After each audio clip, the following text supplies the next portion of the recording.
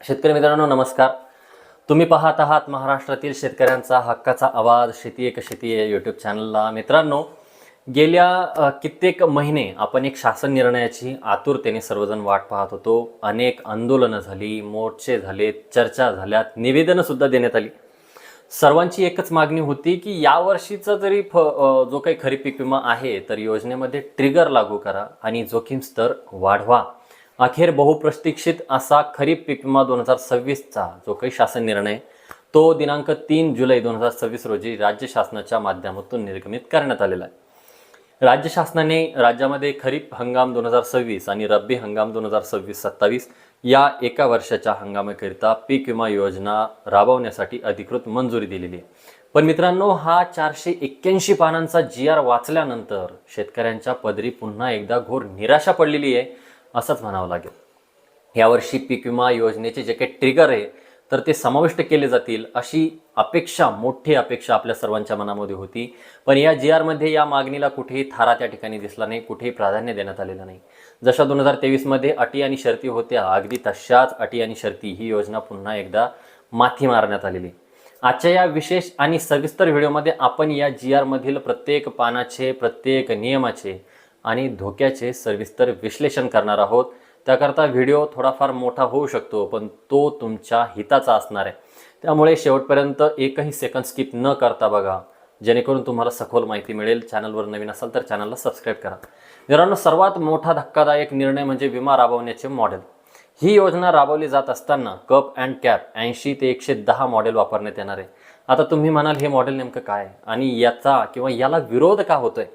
समजून घ्या मित्रांनो, ज्या मॉडेलमुळे मागील काळात शेतकऱ्यांना पीक विमा मिळणे जवळपास बंद झालेलं आहे, हेच ते मॉडेल आहे. या 80 ते 110 मॉडेलनुसार जर शेतकऱ्यांचे 110% जास्त नुकसान झालं तर विमा कंपनी फक्त 110%पर्यंतच नुकसान भरपाई देईल. त्यापुढील जो अतिरिक्त परतावा असेल तो राज्य शासनाच्या माध्यमातून दिला जाईल. आणि जर नुकसान 80%पेक्षा कमी झालं तर त्यातील 20% रक्कम विमा कंपनीला मिळेल आणि उर्वरित रक्कम सरकारला परत त्या ठिकाणी दिली जाईल. यात शेतकऱ्याला मिळणारा परतावा अत्यंत गुंतागुंतीचा आणि खूप जटिल आहे. यापेक्षाही भयंकर बाब म्हणजे यावर्षी सुद्धा शेतकऱ्यांना पीक विमा मिळण्यासाठी उत्पादन आधारित, येल्ड बेस आणि तंत्रज्ञान आधारित टेक्निकल बेस असे 50% भारांकन त्या ठिकाणी लावले जाणार आहेत. म्हणजेच काय, फक्त पीक कापणी प्रयोगावर अवलंबून किंवा विसंबून न राहता रिमोट सेन्सिंग किंवा ड्रोन असेल किंवा डायनामिक ऑपरेशन नेव्हिगेशन इक्विपमेंट्स असतील किंवा स्मार्टफोन असेल, साधारणतः उपग्रह असतील तर यांच्या प्रतिमा घेतल्या जाणार आहेत आणि ते घेऊन नुकसान ठरवलं जाईल. उंबरठा उत्पादनाच्या तुलनेत येणारी घट ग्राह्य धरून ही भरपाई ठरवली जाणार आहे. याचा सरळ अर्थ असा की यावर्षी सुद्धा पीक विमा मिळण्याचे चान्सेस शेतकरी बांधवांसाठी अतिशय कठीण आणि मुश्किल ठरलेले आहेत.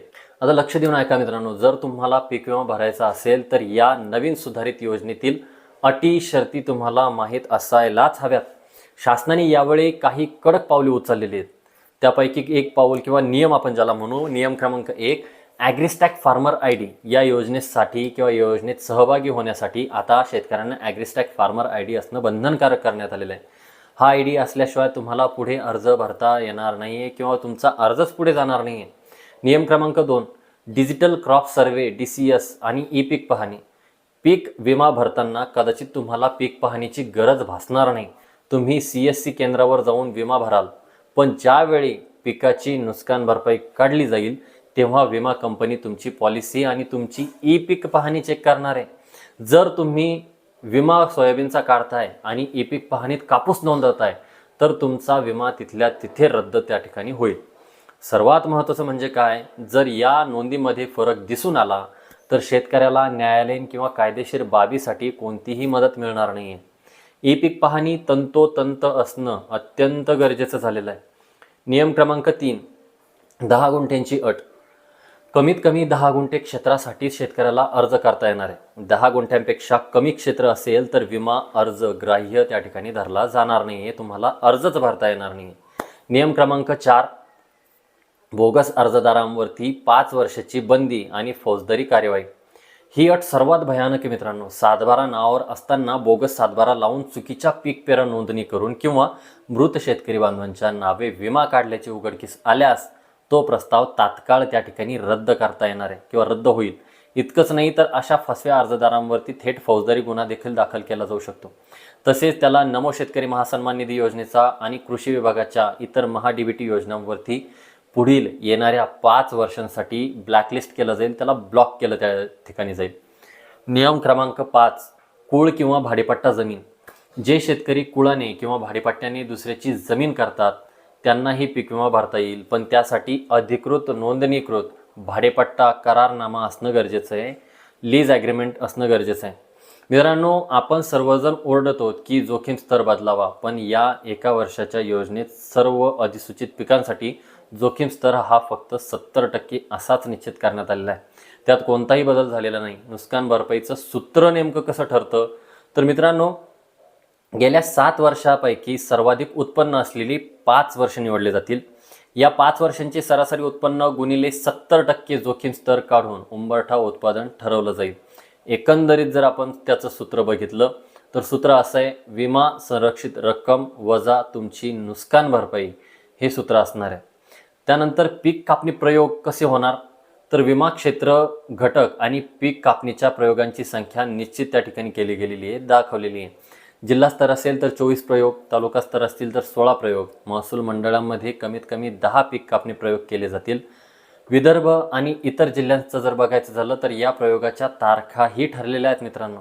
उदाहरणार्थ बुलढाण्यामध्ये जर आपण बघायला गेलो तर 30 ऑक्टोबर, अहिल्यानगरमध्ये 15 नोव्हेंबर प्रयोग त्या ठिकाणी होतील. आकडेवारी सादर करण्याची मुदत विदर्भासाठी 30 नोव्हेंबर आणि उर्वरित महाराष्ट्रासाठी 31 डिसेंबर असेल. उडदासाठी 15 नोव्हेंबर, बाजरीसाठी 31 डिसेंबर आणि कापसासाठी जो की खरीप तूर वगळून आहे ती 31 जानेवारी ते 28 फेब्रुवारी या तारखा निश्चित केलेल्या आहेत. आकडेवारी मिळाल्यानंतर बरोबर 3 आठवड्यामध्ये नुकसान भरपाई अदा केली जाईल असे GR मध्ये म्हटलेलं आहे. पण जर प्रत्यक्ष आपण बघायला गेलो तर हे किती पाळलं जातं हे आपल्या सगळ्यांनाच माहिती आहे. आता आपण पाहूयात की संपूर्ण राज्याची 12 जिल्हा समूहामध्ये कशी विभागणी केलेली आहे आणि कोणत्या जिल्ह्याच्या बोकांडी कोणती कंपनी बसवलेली आहे. सगळ्यात पहिले इफ्को टोकियोसाठी जिल्हे अलॉट केलेले आहेत अहिल्यानगर, त्यानंतर नाशिक, चंद्रपूर, पालघर, रायगड आणि छत्रपती संभाजीनगर आणि भंडारा. HDFC इर्गोसाठी कोणते जिल्हे तर सोलापूर, जळगाव, सातारा, पुणे, धुळे आणि अकोला.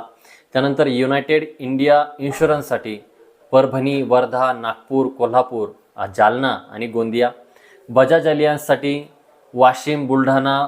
भारतीय कृषी विमा कंपनी AIC मध्ये धाराशिव. मित्रांनो, इथे लक्षात घ्या की धाराशिवची आधीच कंपनी पळून गेली होती, आता पुन्हा भारतीय कृषी विमा कंपनी तिथे आलेली आहे. SBI जनरल इन्शुरन्समध्ये लातूर आणि बीड. थोडक्यात सांगायचं तर यावर्षी सुद्धा गाजर, केळी, मुळे, रताळे हेच या शेतकरी बांधवांच्या आपल्या नशिबी या ठिकाणी येणार आहे का अशी शंका यायला हरकत नाही. हप्ता नेमका किती भरावा लागणार आहे तर या योजनेत खरीप हंगामासाठी 2%, रब्बी हंगामासाठी 1.5% आणि नगदी पिकांसाठी ज्यामध्ये कांदा आणि कापूस येतो 5% विमा हप्ता शेतकऱ्यांना भरावा या ठिकाणी लागणार आहे. मित्रांनो, काही उदाहरणं आपण या ठिकाणी पाहूयात. हे जे काही तर ते प्रति हेक्टरचं दिलेलं आहे. ठाणे व पालघर जिल्ह्यासाठी भातासाठी धान 650 प्रति हेक्टर तर नाचणीसाठी 400 प्रति हेक्टर हप्ता असेल. नाशिकमध्ये उडदासाठी 540, कापसासाठी जे की नगदी पिकं असल्यामुळे 5% येतो 3125, कांद्यासाठी 1500 रुपये, सोयाबीनसाठी 1150 आणि भुईमुगासाठी 900 रुपये प्रति हेक्टर हप्ता असेल. धुळे जिल्ह्यामध्ये बोलायचं झालं तर सोयाबीनसाठी इथे हप्ता सगळ्यात कमी किंवा इथे हप्ता कमी आहे 156 रुपये जो की 0.25% दराने येतो. कापसासाठी 2047, मुगासाठी 600 आणि उडदासाठी 540 असेल. सांगली जिल्हा सोयाबीनसाठी 56.25 पैसे आणि मुगासाठी 540 रुपये. लातूर जिल्ह्यामध्ये बाजरीसाठी 640, सोयाबीनसाठी 1250 आणि मुगासाठी 450, उडदासाठी 405 आणि कापसासाठी 1543 प्रति हेक्टर या ठिकाणी आहे. नोंद ही घ्यायची मित्रांनो, हे हप्ते महसूल मंडळानुसार आणि अधिसूचित पिकानुसार या ठिकाणी बदलू शकतात.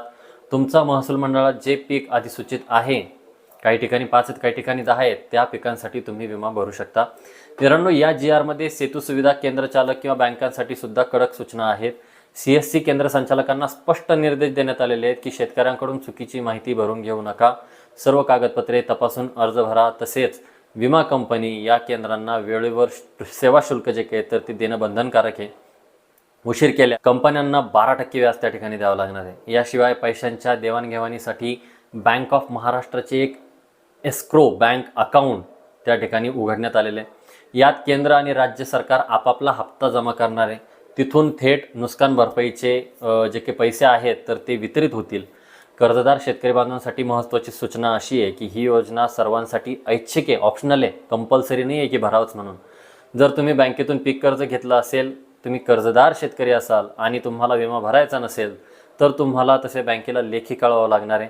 तसेच जर तुम्ही विमा भरला आणि नंतर 15 दिवसाच्या आत तुम्हाला पीक बदलायचं आहे, उदाहरणार्थ सोयाबीन होती, कमी उगली, मोडून कापूस लावला, तर अशी दुरुस्ती करण्याची सुद्धा तरतूद या ठिकाणी देण्यात आलेली आहे. तक्रार निवारणासाठी तहसीलदारांच्या अध्यक्षतेखाली तालुकास्तरीय, जिल्हाधिकारी साहेबांच्या अध्यक्षतेखाली जिल्हास्तरीय आणि विभागीय आयुक्त तसेच सचिवांच्या अध्यक्षतेखाली राज्यस्तरीय समित्या गठीत केल्या जाणार आहेत किंवा केल्या गेलेल्या आहेत. मित्रांनो, पीक विमा भरण्याची शेवटची तारीख 31 जुलै 2026 आहे. आता सर्वात मोठा यक्ष प्रश्न शेतकरी बांधवांसमोर उभा आहे, यावर्षी पीक विमा भरावा का किंवा नाही भरावा. जर आपण GRच्या अटी पाहिल्या तर बहिष्कार टाकणे हा एकच शेतकरी बांधवांसमोर पर्याय असू शकतो. कारण ज्या तारखा नुकसान भरपाईच्या दिल्या आहेत त्यावर आजपर्यंत कोणीही विश्वास ठेवू शकलेला नाही आहे आणि पुढेही ठेवणार नाही असं आपल्या सगळ्यांना माहिती आहे. गेल्या वर्षी जेवढं रडावं लागलं तेवढंच कदाचित यावर्षीसुद्धा रडावं लागण्याची शक्यता नाकारता येणार नाही आहे. पण नाण्याला सुद्धा दुसरी बाजू आहे मित्रांनो. यावर्षी हवामान खात्याने अल निनोचा प्रभाव दिसून येईल असा अंदाज वर्तवलेला आहे. जुलै उजाडला तरी बऱ्याच भागामध्ये अजून पेरण्या झालेल्या नाही आहेत आणि जिथे पेरण्या झालेल्या आहेत तिथे पावसाच्या लपंडावामुळे पीक खरंच हातात येईल की नाही हाच एक मोठा प्रश्न आहे. हे आज कोणीच ठामपणे सांगू शकत नाही आहे. एका ठिकाणी पाऊस पडतो, दुसऱ्या ठिकाणी ढेकळत तशीच्या तशीच आहेत. अशा या आसमानी संकटात आपल्या घामाच्या पिकाला कुठेतरी एक सरकारी कवच मिळावं, संरक्षण मिळावं, या अर्थी पीक विमा योजना लाभदायक सुद्धा ठरू शकते. शासनाने यात शेतकऱ्यांच्या हिताचे बदल करावेत ही आपली प्रमुख मागणी होती आणि आहे सुद्धा. पण आता हे बदल होणे शक्य दिसत नाही आहे. त्यामुळे सर्व बाबींचा विचार करून स्वतःच्या इच्छेने आणि जोखमीवरती ओळखून तुम्ही हा पीक विमा भरण्याचा निर्णय घ्यावा असंच आम्ही तुम्हाला आवाहन करू शकतो. या हा जो काही GR आहे तर त्याची मूळ PDF तुम्हाला जर वाचायची असेल तर त्याची लिंक तुम्हाला डिस्क्रिप्शन बॉक्समध्ये मिळून जाईल किंवा तुम्ही शासनाच्या अधिकृत वेबसाईटवरती जाऊन www.maharashtra.gov.in या संकेतस्थळावर जाऊन ती डाउनलोड करू शकता. मित्रांनो, या नवीन GR बद्दल आणि सरकारच्या या भूमिकेबद्दल तुमचं मत नेमकं काय आहे, तुम्हाला काय वाटतं, हे नियम शेतकऱ्यांना तारतील किंवा मारतील, तुम्हाला काय वाटतं आम्हाला खाली कमेंट बॉक्समध्ये तुमचं मत नक्की मांडा.